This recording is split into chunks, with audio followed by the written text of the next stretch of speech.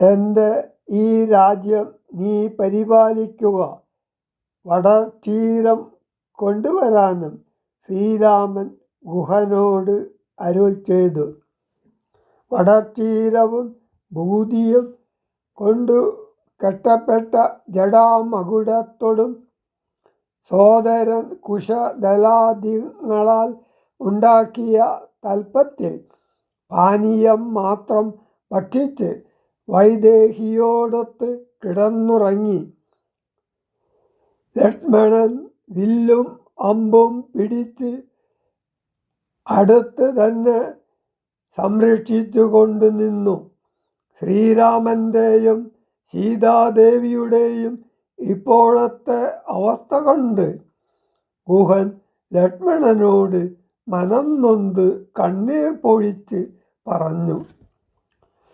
മികച്ച നഗരത്തിൽ ഉത്തമ ഭവനത്തിൽ സ്വർണ്ണ കട്ടിലിൽ ഉറങ്ങിയിരുന്ന പുണ്യപുരുഷൻ ഇപ്പോൾ കാട്ടിൽ ഇലകൾ കൊണ്ടു തീർത്ത കട്ടിലിൽ കിടക്കേണ്ടതായി വന്നിരിക്കുന്നു.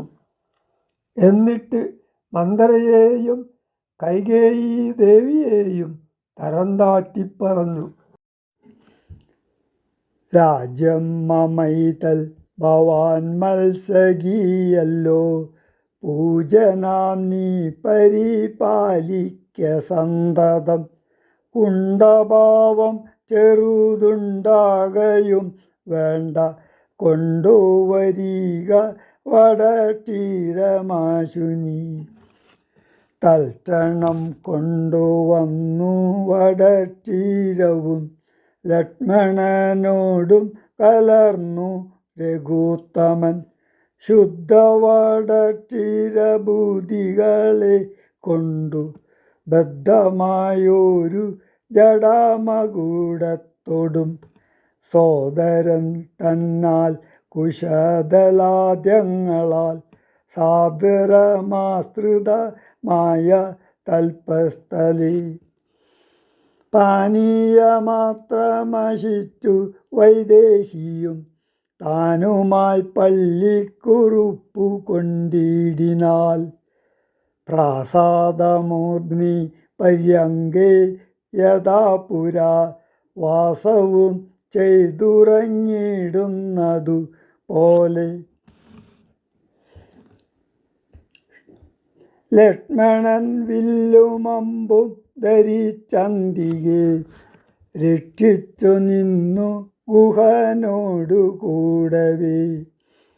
ലക്ഷ്മീപതിയായ രാഘവസ്വാമിയും ലക്ഷ്മി ഭഗവതിയാകിയ സീതയും വൃക്ഷമൂലെ കിടക്കുന്നതു കണ്ടതി ദുഃഖം കലർന്നു ബാഷ്പാകുലനായി ഗുഹൻ ലക്ഷ്മണനോടു പറഞ്ഞു തുടങ്ങിനാൻ.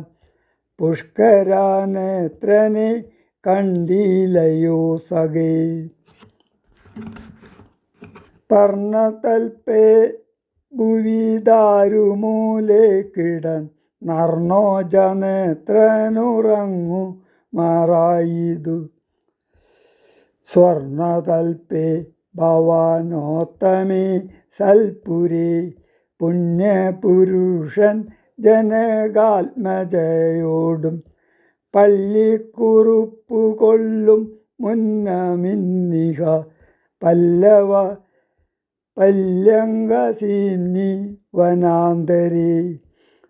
ശ്രീരാമദേവനു ദുഃഖമുണ്ടാകുവാൻ കാരണഭൂതയായി വന്നിതു കൈകേയി. മന്ദരചിത്തമാസ്തായ കൈകേയി താൻ ഹന്ത മഹാപാപമാചരിച്ചാളല്ലോ.